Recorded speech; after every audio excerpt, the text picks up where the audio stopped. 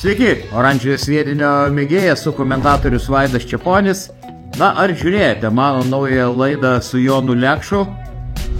Žiūrėjot, šaunuoliai? Tai tada parašykit atsiliepimą, o originaliausio atsiliepimo autoriai padovanosime prizą, marškinėlius su mano atvaizdu, bet jums reikia būtinai prenumeruoti mano YouTube kanalą, atsiliepimą rašykite po šituo mano video.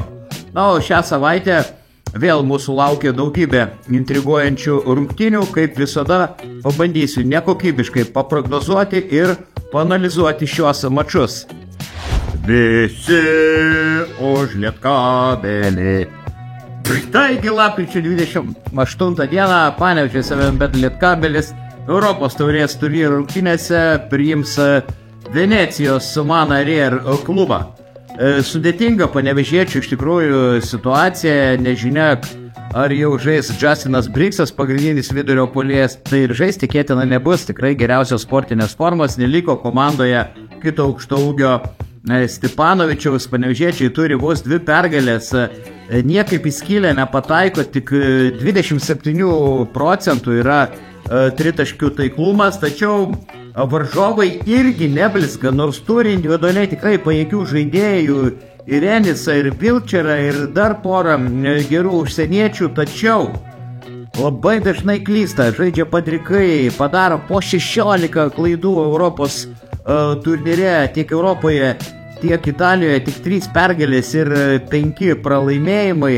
Aš tikiu savo gimtojo miesto komandą, kad 7bet Lietkabelis po dramatiškos kovos iškovos pergalę maždaug 3-5 taškais, nes tai itin svarbus mūšis dėl vietos atkrintamosiose varžybose.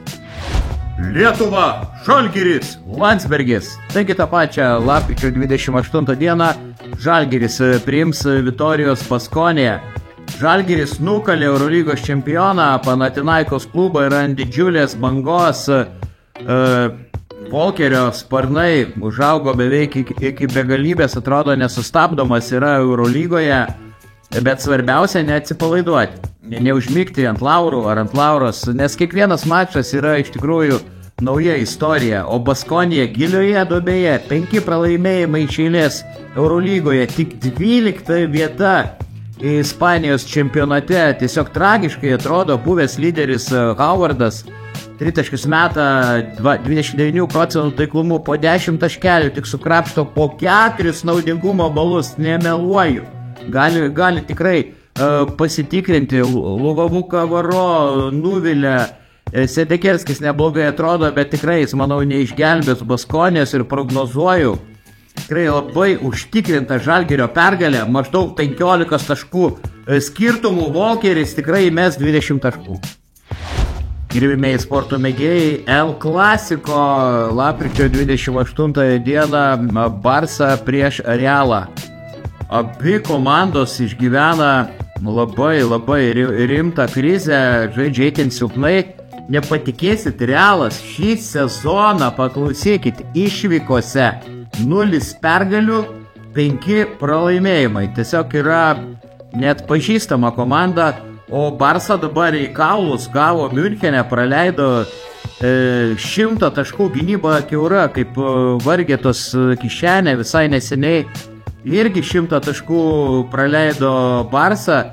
Į Realą grįžta Džananas Musa, pažiūrėsim, ar Barso žaidėjai iškirs Džananą Musą ar ne.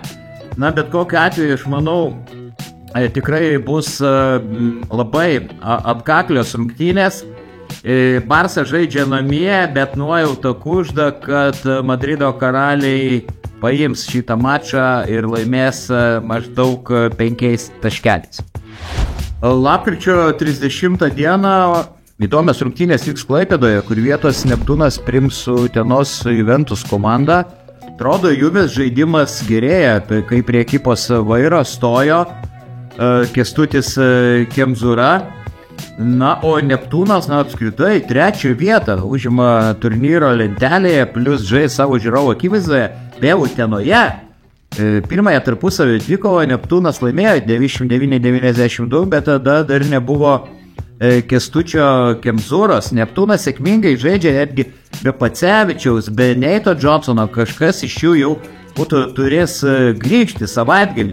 Neptūnas renka po 90 taškų, įspūdingas puolimas, beveik 20 asistų, gerai dalyjasi kamuoliu. Juve, turinti snaiperių, tritaškius meta net tik 30% taiklumu.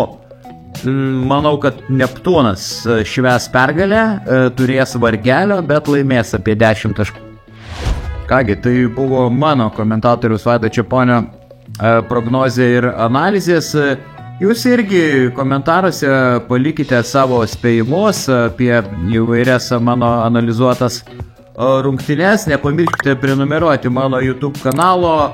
Būtinai pažiūrėkite mano laidą su Jonu Lekšu. Mes tą laidų seriją būtinai pratęsime, o jums linkiu kuo didžiausios sėkmės.